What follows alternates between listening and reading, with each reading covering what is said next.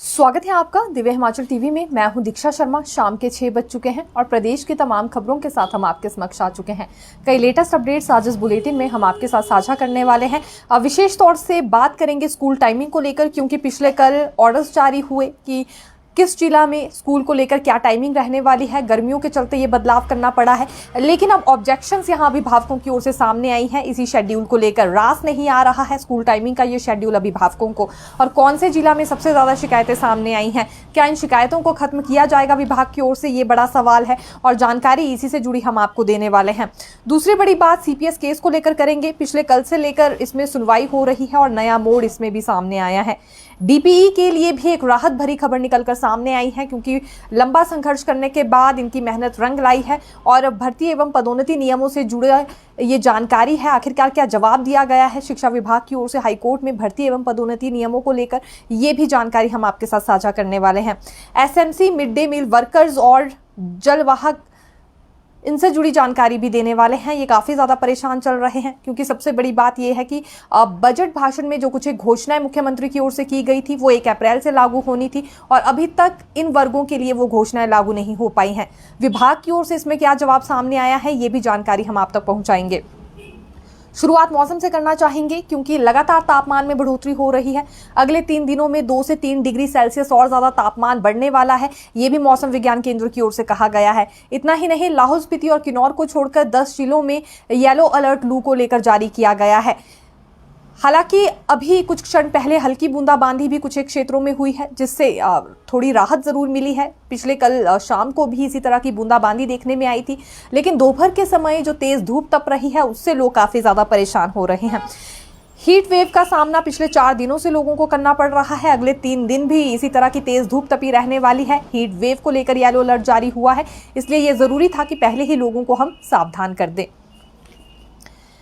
हिमाचल प्रदेश के जिला सोलन के औद्योगिक क्षेत्र बद्दी में एक दवा फैक्ट्री में आग लगने का मामला सामने आया है। आग किस कारण से लगी ये तो अभी तक पता नहीं लग पाया है, लेकिन चारों ओर क्षेत्र में धुआं फैल गया था और फायर ब्रिगेड कर्मी जैसे ही वहां पहुंचे तो उन्होंने आग पर काबू पाने की कोशिश की। अभी काफी हद तक आग पर काबू पा लिया गया है, लेकिन वजह का पता अभी तक फिलहाल लगाया जा रहा है कि आखिरकार किस कारण से इतनी ज्यादा आग वहां पर फैल गई थी। ये दरअसल दवा फैक्ट्री के स्क्रैप यार्ड में आग लग गई है, तो अभी ये भी जानकारी बिल्कुल जल्द ही हम आपके साथ साझा करेंगे कि किस वजह से आग फैली थी। लेकिन चारों ओर जिस तरह का धुआं फैल गया था, आम लोगों को उससे काफी ज्यादा परेशानी हुई।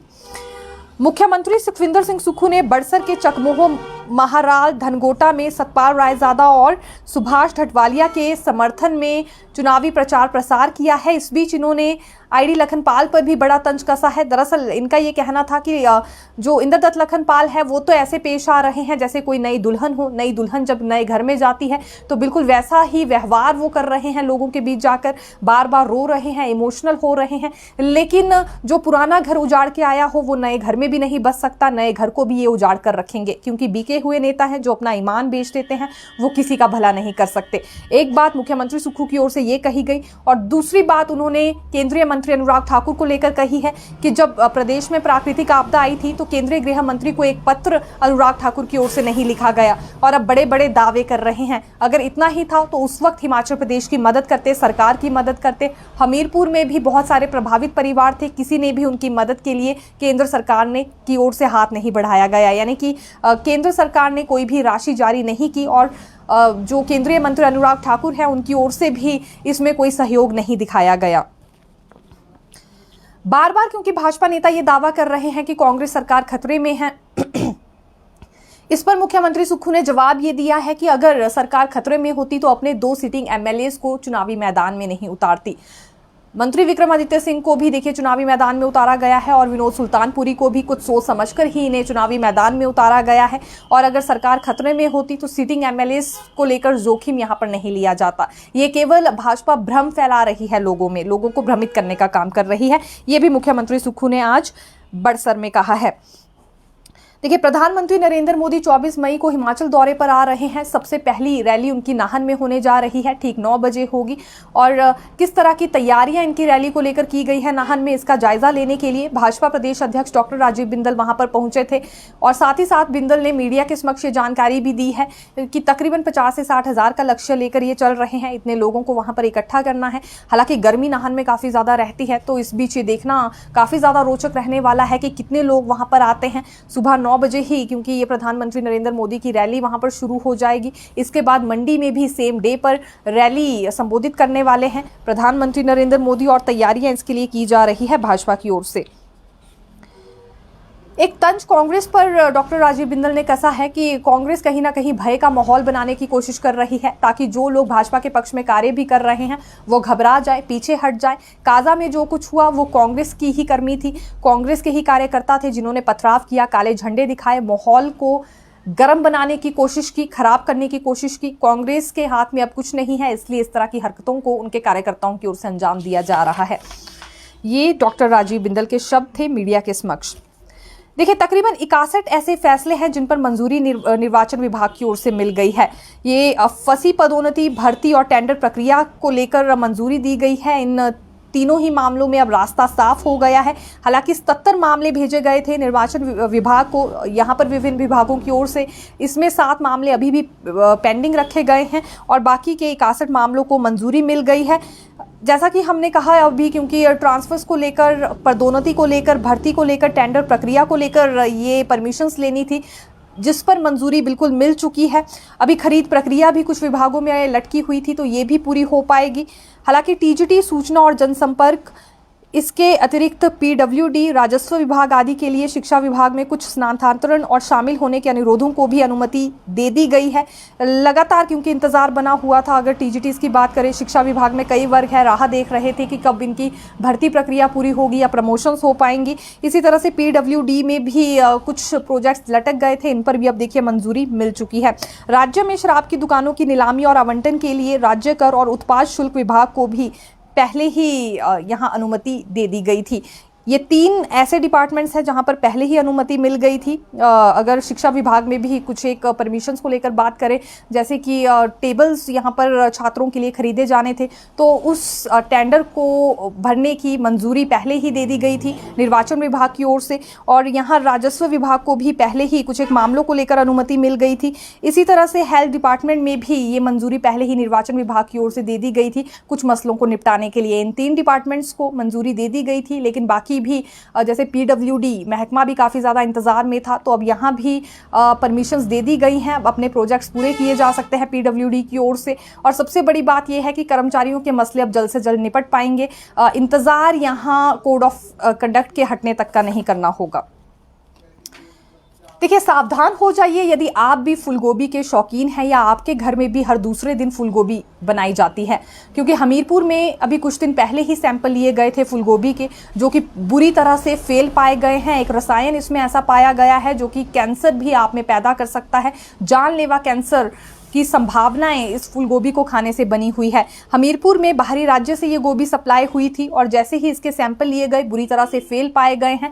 हालांकि पहली मर्तबा ऐसा हुआ है जब फूलगोभी के सैंपल फेल पाए गए हों। इससे सिर्फ फूड सेफ्टी डिपार्टमेंट ही नहीं बल्कि स्वास्थ्य विभाग भी काफ़ी ज़्यादा हैरान चल रहा है। और अभी यही सलाह दी जा रही है कि बाहरी राज्य से जो भी फूलगोभी सप्लाई हो रही है उसे मत खरीदिएगा। हो सके तो अपने घर में अभी फूलगोभी लाइए ही मत, क्योंकि ये देखिए बहुत ही खतरनाक रसायन इसमें पाया गया है। ये साइपरमेथ्रिन बताया जा रहा है सैंपल में, जो कि पाया गया है काफ़ी ज़्यादा अधिक मात्रा में। तो सावधान करना काफ़ी ज़्यादा ज़रूरी था हमीरपुर में, क्योंकि ये सप्लाई हुई है और वहाँ पर अधिकतर लोगों के घरों में इस वक्त होगी भी। जिन्होंने नहीं बनाई है पहले ही इसे फेंक दीजिएगा, सैंपल बहुत बुरी तरह से क्योंकि फेल हुए हैं। पुलिस थाना हरोली के तहत घालूवाल में ट्रैक्टर की चपेट में एक बच्चा आ गया। 6 वर्षीय ये बच्चा था।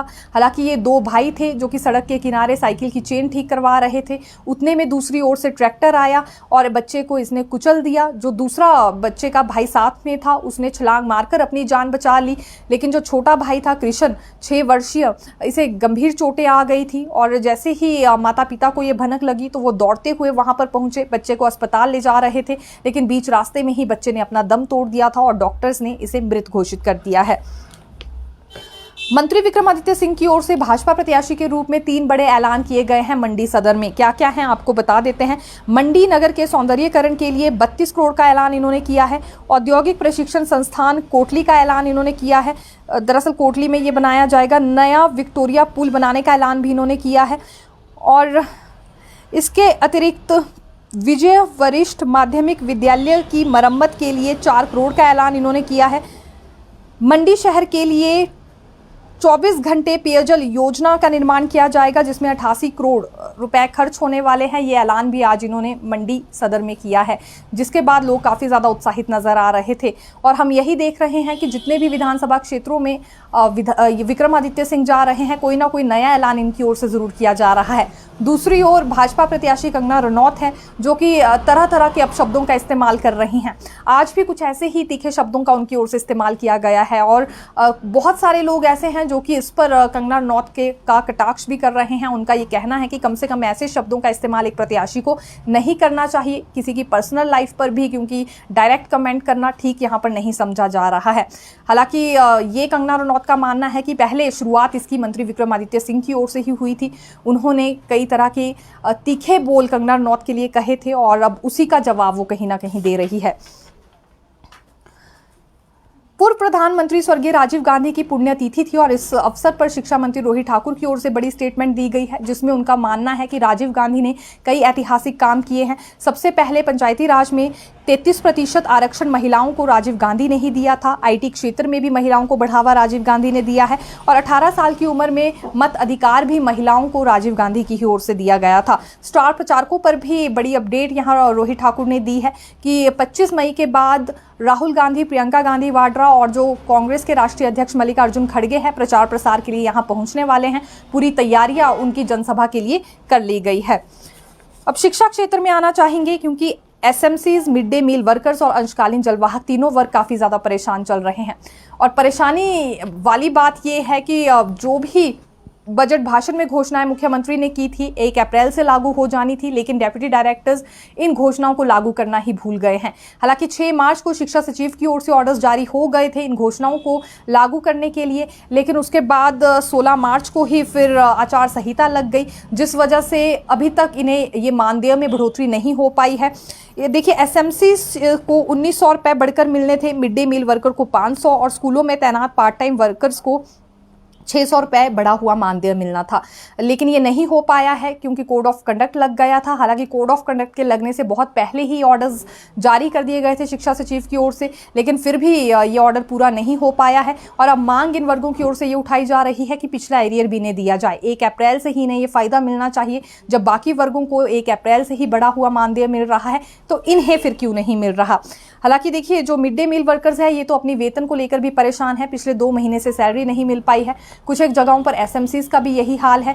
SMCs की संख्या 2500 के करीब है और मिड डे मील वर्कर्स 18,000 के करीब है। इसी तरह से अंशकालीन जलवाहक भी है, इन्हें भी समय से वेतन नहीं मिल पा रही, वेतन तो दी नहीं जा रही है। और दूसरी ओर जो मानदेय बढ़ाया गया था उसे लेकर भी कोई कदम अभी तक नहीं उठाया गया है विभाग की ओर से। तो उच्च शिक्षा निदेशक ने रिमाइंडर भेज दिया है सभी डेप्यूटी डायरेक्टर्स को कि समय रहते ही इन ऑर्डर्स को जारी कर दिया जाए, क्योंकि कोड ऑफ कंडक्ट लगने से पहले ही ये ऑर्डर्स आगे भेज दिए गए थे शिक्षा सचिव की ओर से। तो ये लागू हो सकते हैं अभी कोड ऑफ कंडक्ट के बीच में भी, क्योंकि वैसे भी ये घोषणा तो देखिए बजट सत्र के दौरान मुख्यमंत्री ने की थी। DP शिक्षकों के लिए भी एक राहत भरी खबर है। नए भर्ती एवं पदोन्नति नियम बनाने के लिए कहा गया था कोर्ट की ओर से, जो कि अब बना भी लिए गए हैं। अंतिम रूप इन नए भर्ती एवं पदोन्नति नियमों को दे दिया गया है विभाग की ओर से। ये शिक्षा विभाग की ओर से ही जानकारी हाईकोर्ट में रखी गई है और ये भी इसमें स्पष्ट किया गया है कि अब इन्हें लेक्चरर शारीरिक शिक्षा के पदनाम से जाना जाएगा, क्योंकि यही अभी तक एक बात थी कि भर्ती एवं पदोन्नति नियम इनके लिए नहीं बनाए जा रहे थे। भले ही वेतन भी इनका बढ़ा दिया गया हो, लेकिन अन्य वित्तीय लाभों से ये तब तक वंचित रहने थे जब तक नए भर्ती एवं पदोन्नति नियम इनके लिए नहीं बनाए जाते।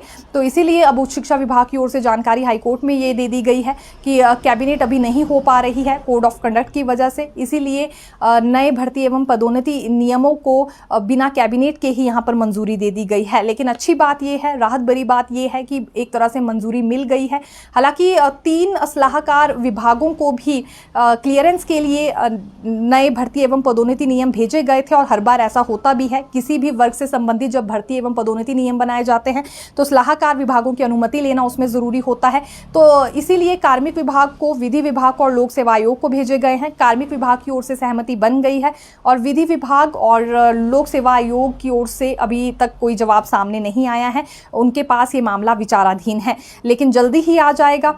सबसे अच्छी बात यह है कि नए भर्ती एवं पदोन्नति नियम अब बन गए हैं, तो ज़्यादा इंतजार डीपी शिक्षकों को नहीं करना पड़ेगा। और जैसा कि हमने कहा, लेक्चरर शारीरिक शिक्षा के पदनाम से इन्हें जाना जाएगा। और बाकी की औपचारिकताएं भी इसके लिए देखिए पूरी कर ली गई हैं। 486 पद सृजित करने की औपचारिकता भी विभाग ने पूरी कर ली है। तो कुल मिलाकर अब लोक सेवा आयोग की ओर से और विधि विभाग की ओर से जैसे ही सहमति बनती है, इन्हें लागू कर दिया जाएगा। लोकसभा के लिए वोटिंग शुरू हो गई है। ये हम होम वोटिंग की बात कर रहे हैं। 85 वर्ष से अधिक जिनकी भी आयु है उन्हें होम वोटिंग का मौका मिलेगा। इसके अतिरिक्त 40% से ज़्यादा जो विकलांग और दिव्यांग लोग हैं उन्हें भी होम वोटिंग का मौका मिलने वाला है। तो आज से ये प्रक्रिया भी शुरू हो गई है। और अनिवार्य सेवाओं पर तैनात कर्मचारियों को गृह आरओ कार्यालय पर स्थापित पोस्टल वोटिंग सेंटर के माध्यम से मतदान करने के लिए कहा है। और ये भी प्रक्रिया एक तरह से शुरू हो चुकी है। जितने भी ऐसे कर्मचारी अधिकारी रहते हैं जो उस दिन काफ़ी ज़्यादा बिजी रहेंगे, वोटिंग नहीं कर पाएंगे, उन्हें पोस्टल बैलेट के माध्यम से वोट देने के लिए कहा जाता है। इसके अलावा बड़े बुजुर्ग, विकलांग और दिव्यांग लोगों को घर से ही वोट देने का मौका मिल जाता है, और इसके लिए खास तौर पर कर्मचारियों की ड्यूटी लगाई जाती है। मुख्य संसदीय सचिव की नियुक्ति को लेकर जो चुनौती दी गई थी कोर्ट में, इस पर भी पिछले कल से लेकर सुनवाई हो रही है। भाजपा की ओर से इस नियुक्ति को चुनौती दी गई थी और 20 मई को भी इसमें देखिए सुनवाई हुई है। आज भी लगातार इसमें सुनवाई होती रही है। कोर्ट ने NGO people for responsive governance को बहस का मौका दिया था। राज्य सरकार की ओर से इस तीसरी याचिका पर आपत्ति जताई गई है कि यह मेंटेनेबल नहीं है। इसी संस्था ने पूर्व कांग्रेस सरकार के समय यह याचिका की थी, लेकिन जयराम सरकार में सीपीएस नियुक्त न होने के कारण यह पेंडिंग पड़ी थी। अब कल राज्य सरकार की ओर से बहस की जाएगी। यह मामला हाई कोर्ट में अभी भी आर्ग्यूमेंट स्टेज पर ही चल रहा है। पिछले कल भी आर्ग्यूमेंट हुई, आज भी हुई, अगले कल फिर से होने जा रही है। अब स्कूल टाइमिंग पर आना चाहेंगे क्योंकि बहुत सारी ऑब्जेक्शंस इसमें अभिभावकों की ओर से सामने आ रही हैं। देखिए पिछले कल क्या हुआ था कि जिला ऊना में तो 2 दिन के लिए स्कूल ही बंद कर दिए गए थे जिला उपायुक्त की ओर से, आज और अगले कल के लिए। लेकिन कांगड़ा में केवल समय में बदलाव हुआ था कि सुबह 7:30 बजे से लेकर 1 या 1:30 बजे तक ही स्कूल लगेंगे, उसके बाद छुट्टी कर दी जाएगी। अब ऑब्जेक्शन अभिभावकों की ओर से यह जताई जा रही है कि 12:30 के बाद ही सबसे ज्यादा धूप तपती है। ऐसे में कैसे छात्र अपने घर तक पहुंचेंगे? ये छात्रों के लिए बड़ी मुश्किल बन जाएगी। 12:30-1 बजे के बाद ही धूप का पारा सबसे ज्यादा तेज होता है, तो इसीलिए समय 12 या 12:30 बजे तक रखा जाए। सुबह 7 बजे से लेकर 12-12:30 तक ये समय होना चाहिए, ये सुझाव दिया जा रहा है। हालांकि अब समय में फिर से बदलाव होता है या नहीं देखना होगा। हालांकि उच्च शिक्षा निदेशक की ओर से जितने भी डेप्यूटी डायरेक्टर्स हैं उन्हें अधिकृत कर दिया गया है समय बदलने के लिए, और शिक्षा सचिव ने सभी जिला उपायुक्तों को इसके लिए अधिकृत कर दिया है कि अपने अपने क्षेत्र में वो तापमान देखते हुए बदलाव कर सकते हैं स्कूल की समय सारिणी में। तो अभी कांगड़ा को लेकर यहाँ पर शिकायतें आ रही हैं अभिभावकों की ओर से, और कुछ एक अभिभावकों का और शिक्षकों का तो ये भी कहना है कि अभी गर्मी और ज्यादा बढ़ने वाली है, इसलिए पहले ही यहाँ पर वैकेशंस घोषित कर दी जाए। लेकिन वही बात है, अभी देखिए गर्मियां चल रही हैं तो ये मांग उठ रही है, फिर मानसून आ जाएगा तो मानसून का कहर हिमाचल प्रदेश में कैसा रहता है इस बात से सभी वाकिफ हैं। फिर से इन्हीं शिक्षकों की ओर से, अभिभावकों की ओर से ये डिमांड उठेगी कि अब छुट्टियां होनी चाहिए थी, क्योंकि मानसून तो पीक पर चल रहा है, काफी ज्यादा नुकसान हो रहा है, बच्चों की जान खतरे में है। तो गर्मियों में भी छुट्टियां चाहिए, मानसून में भी छुट्टियां चाहिए, ये कैसी व्यवस्था है? और छात्रों की पढ़ाई पर भी इससे काफी ज्यादा असर पड़ता है। इसलिए ये सुझाव बिल्कुल हम भी देना चाहेंगे, और कुछ एक बुद्धिजीवियों का भी यही मानना है कि समय सारिणी में अगर बदलाव किया जाता है तो वो छात्रों के लिए भी ठीक रहेगा, अभिभावकों के लिए भी। अभी से ही अगर छुट्टियां लेना शुरू कर देंगे तो पढ़ाई पर इसका प्रभाव पड़ेगा, और मानसून में वैसे ही हर किसी का बाहर निकलना काफ़ी मुश्किल हो जाता है। जगह जगह पेड़ गिरते हैं, मकान गिरते हैं, और उस वक्त बड़ी बड़ी इमारतें भी बहुत बुरी तरह से ढह जाती हैं। तो हकीकत की अगर बात करें तो उस वक्त पर असल तौर पर छुट्टी चाहिए होगी। इसीलिए अभी समय सारणी में जो बदलाव होता है उससे कहीं ना कहीं सहमत अभिभावकों को रहना चाहिए। तो फिलहाल के लिए यही जानकारी, फिर मिलेंगे नई खबर के साथ। देखते रहिए दिव्य हिमाचल टीवी। धन्यवाद।